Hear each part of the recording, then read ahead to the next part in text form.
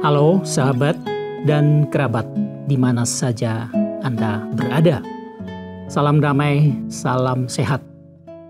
Saya Frederick Makitan, jumpa lagi dengan Anda sekalian di ruang yang sama dalam acara Dia. Nah, pada hari ini secara khusus kita akan mencoba menyoroti beberapa kata yang diucapkan Yesus dalam satu peristiwa. Dan ada baiknya saya membacakan dulu apa cerita itu yang saya pilihkan dari Yohanes pasal 5. Saya hanya membacakan ayat 1 sampai ayat yang ke-9. Dan Anda boleh mencoba untuk memahaminya lewat bacaan tadi. Yohanes pasal 5 ayat 1. Sesudah itu ada hari raya orang Yahudi dan Yesus berangkat ke Yerusalem. Di Yerusalem dekat pintu gerbang domba ada sebuah kolam yang dalam bahasa Ibrani disebut Bethesda. Ada 5 serambinya dan di serambi-serambi itu berbaring sejumlah besar orang sakit. Orang-orang buta, orang-orang timpang, dan orang-orang lumpuh yang menantikan goncangan air kolam itu. Sebab sewaktu-waktu turun malaikat Tuhan ke kolam itu dan menggoncangkan air itu. Barang siapa yang terdahulu masuk ke dalamnya, sesudah goncangan air itu menjadi sembuh, apapun juga penyakitnya. Di situ ada seorang yang sudah 38 tahun lamanya sakit. Ketika Yesus melihat orang itu berbaring di situ, dan karena ia tahu bahwa ia telah lama dalam keadaan itu, berkatalah ia kepadanya, "Maukah engkau sembuh?" Jawab orang sakit itu kepadanya, "Tuhan, tidak ada orang yang menurunkan aku ke dalam kolam itu apabila airnya mulai goncang. Dan sementara aku menuju ke kolam itu, orang lain sudah turun mendahului aku." Kata Yesus kepadanya, "Bangunlah, angkatlah tilammu dan berjalanlah." Dan pada saat itu juga sembuhlah orang itu, lalu ia mengangkat tilamnya dan berjalan. Tetapi hari itu hari Sabat. Ya, 9 ayat.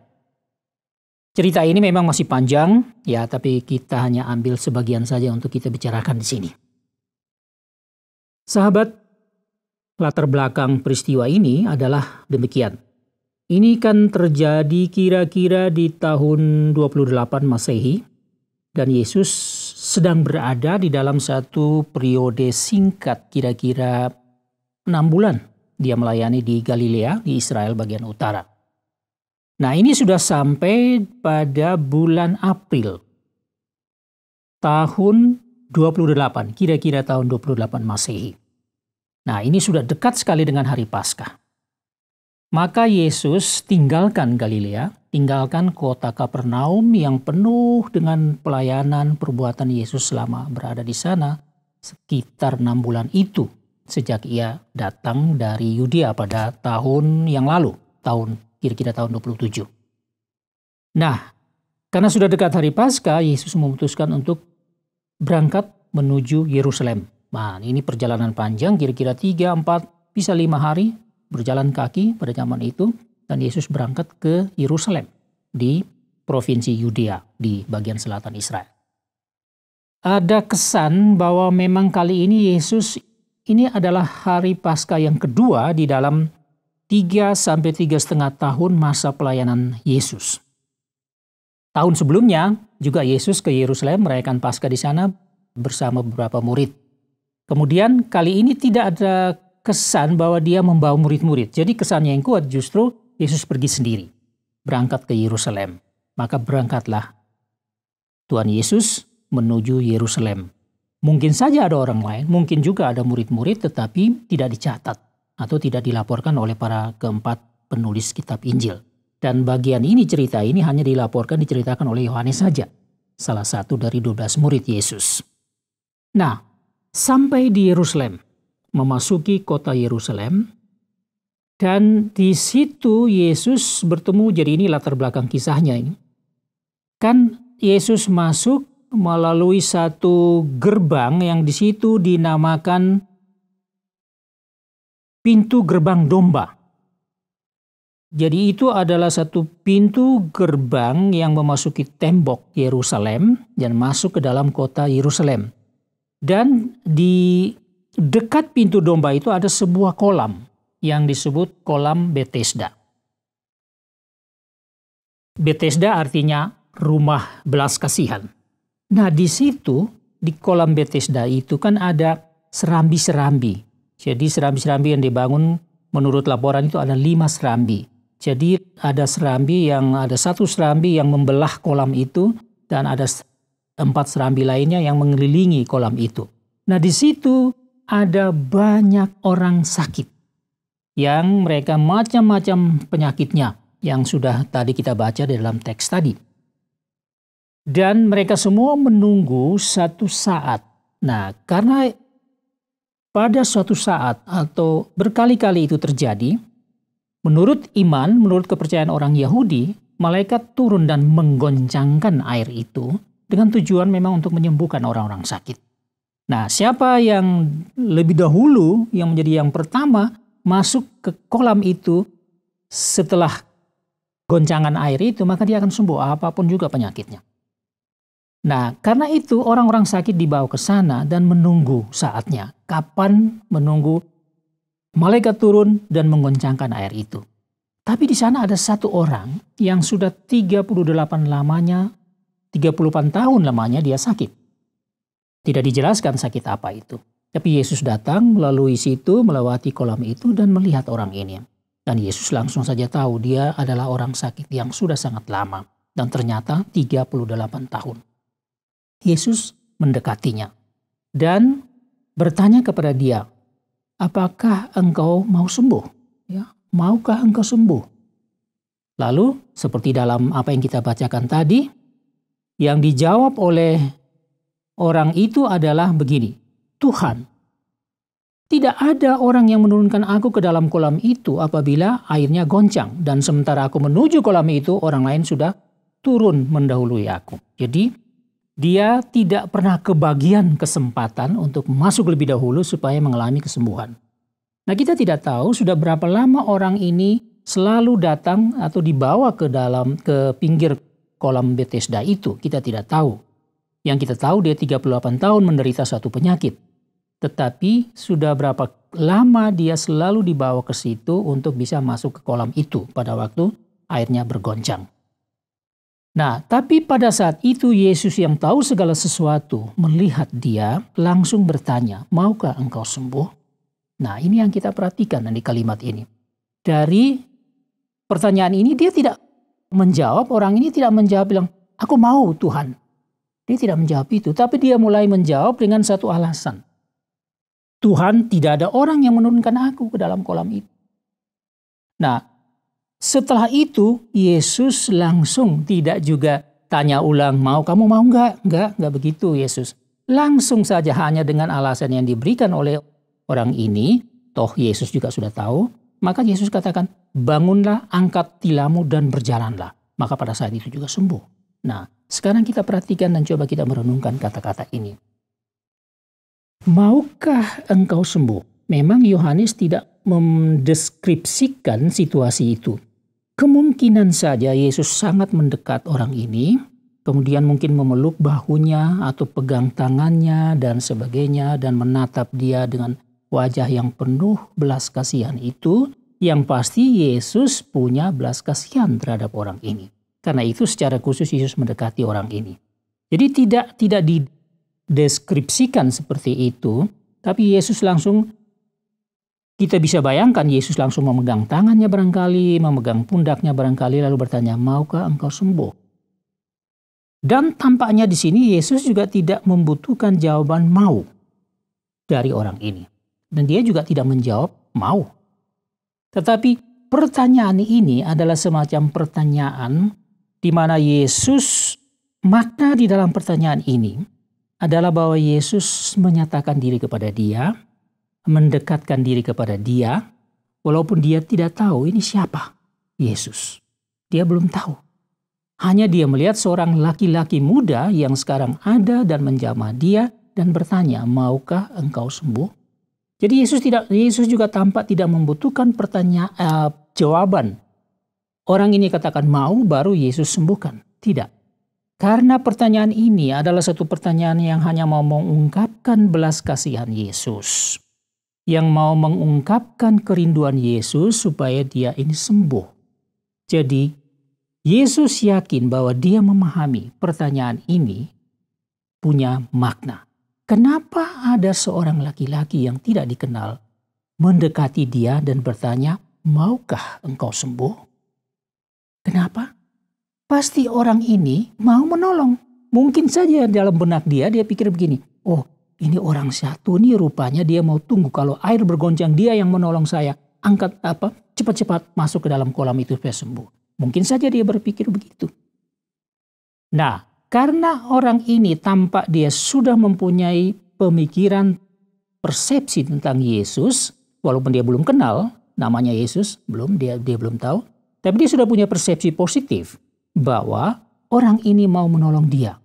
Nah, sekarang cara dia untuk mau meminta tolong kepada Yesus, dia bukan bilang, tolonglah saya. Tidak. Tapi dia memberi alasan mengapa sampai saat ini saya tidak bisa sembuh. Karena tidak ada orang yang menurunkan.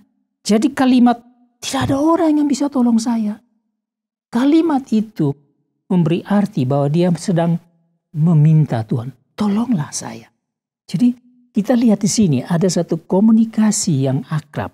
Seringkali komunikasi kalau kita peka, ya Yesus peka terhadap orang ini peka terhadap Yesus. Sehingga bisa saling mengerti walaupun kata-kata yang diucapkan itu tidak tepat seperti satu permintaan. Saya mau, satu pernyataan, saya mau. Atau tolonglah saya. Tetapi karena kedekatan yang sudah diciptakan oleh Yesus lebih dahulu, dan orang yang sakit ini masuk ke dalam kedekatan itu, maka dua pihak ini bisa saling mengerti. Kadang-kadang memang komunikasi itu tidak harus dengan kata-kata.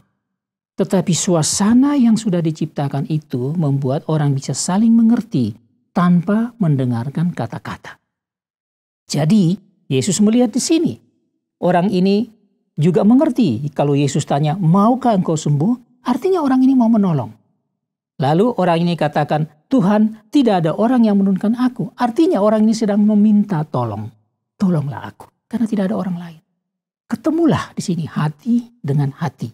Maka Yesus saat itu tidak banyak bicara. Ya sudah, dia sudah katakan begitu. Artinya dia sedang berharap. Tolonglah aku. Jadi timbul harapan dan iman yang besar dalam diri orang yang sakit 38 tahun ini dan Yesus pahami itu. Maka Yesus tidak perlu banyak berbicara. Bangunlah, angkatlah tilammu dan berjalanlah. Lalu ini tentu satu hal yang mengejutkan. Yang diharapkan mungkin adalah menggotong dia lebih dekat lagi ke air kolam itu supaya malaikat datang menggoncang bisa langsung masuk. Ternyata yang terjadi bukan begitu, tetapi Yesus memerintahkan bangunlah, angkatlah tilammu dan berjalanlah. Ini orang tidak dikenal. Tapi bagaimana dia bisa berkata dengan penuh kuasa? Tadi dia melihat belas kasihan, sekarang dia melihat adanya satu kuasa, perintah. Kita lihat di sini bagaimana orang ini waktu berkata kepada Tuhan, dia langsung memanggil Tuhan. Orang yang belum dikenal, tapi dia bisa langsung memanggil Tuhan. Seakan-akan dia melihat Tuhan di dalam orang ini. Dia melihat Allah di dalam orang ini. Orang yang baru pernah bertemu ini yang datang menyapa dia dan mungkin menjamah dia. Jadi ini satu komunikasi yang luar biasa. Dan akibat dari kedekatan yang saya katakan itu tadi, maka hati berbicara dengan hati. Iman kelihatan, harapan kelihatan, bagaimana seseorang meminta sesuatu, kelihatan kuasa Yesus, kelihatan semua di dalam kata-kata yang singkat ini. Maka saat itu juga sembuhlah orang ini. Ini satu cerita yang luar biasa. Ada sambungannya yang kita akan bicara dalam episode yang berikut. Apa dampak dari peristiwa ini. Tapi yang penting hari ini kita melihat, kita belajar satu hal. Bahwa kedekatan dengan Tuhan itu penting untuk terjadi sesuatu. Di dalam kedekatan itu, Tuhan memang yang sudah mengerti kita sebagai orang-orang yang percaya kepada Dia, dan orang-orang yang percaya kepada Tuhan dapat mengerti apa yang ada di dalam hati Tuhan, bahkan kepekaannya akan semakin tinggi melalui kedekatan itu sehingga dia bisa mengerti apa yang Tuhan mau. Seperti tadi orang ini, orang yang sakit 38 tahun ini, dia seakan-akan sudah tahu orang ini datang khusus untuk menolong dia. Jadi dia hanya kasih tahu persoalan yang sebenarnya secara polos. Ini yang menjadi halangan. Tapi dia tidak menduga bahwa di dalam kedekatan itu Yesus lebih bebas melakukan sesuatu. Jadi apa yang kita pelajari di sini? Memang kadang-kadang ada komunikasi yang terjadi tanpa kata. Tetapi apa yang membuat komunikasi itu terjalin, hubungan itu terjalin oleh ada saling percaya, saling mengetahui. Jadi Yesus yang memang Maha tahu, dia tahu keadaan orang ini, tetapi orang ini juga tahu siapa orang ini walaupun tidak kenal namanya, datangnya dari mana, tetapi dia sudah bisa melihat seluruh keberadaan Yesus, penampilan Yesus, gestur Yesus yang dia bisa menduga ini siapa. Sehingga entah bagaimana dia langsung mengucapkan Tuhan. Hanya di atas pertanyaan Yesus, maukah engkau sembuh? Nah, sekali lagi, kedekatan, komunikasi adalah kedekatan. Kedekatan dengan Tuhan adalah persoalan paling inti di dalam kehidupan kita. Karena kedekatan dengan Tuhan membuat kepekaan kita makin tinggi mengerti apa maunya Tuhan. Kedekatan dengan Tuhan membuat kita terdorong untuk lebih polos, lebih terbuka menyatakan keinginan kita atau keadaan kita yang sebenarnya tanpa ditutup-tutupi, tanpa direkayasa dan seterusnya. Kedekatan dengan Tuhan membuat Tuhan juga merasa bebas untuk menolong kita. Kedekatan dengan Tuhan membuat Tuhan merasa bahwa orang ini betul-betul membutuhkan aku. Maka juga tidak ada alasan bagi Tuhan untuk tidak menolong. Dan Tuhan punya kuasa. Yesus Kristus punya kuasa. Dia tidak membutuhkan cara yang lain. Kalau dia sudah berbelas kasihan dan dia sudah melihat iman seseorang dan harapan seorang yang sesungguhnya, dia hanya berkata, bangunlah, angkatlah tilammu dan berjalan. Dia punya cara sendiri. Bukankah ini satu hal yang indah, walaupun sedikit mengejutkan atau memang sangat mengejutkan? Inilah Yesus. Syukur kalau kita memiliki Yesus Kristus sebagai Tuhan dan Juru Selamat. Sampai sini dulu jumpa kita. Saya mengucapkan banyak terima kasih atas perhatian Anda dan semoga benar-benar ada satu sentuhan surgawi buat Anda hari ini. Dan saya mohon diri dari hadapan Anda. Have a good day and see you next time.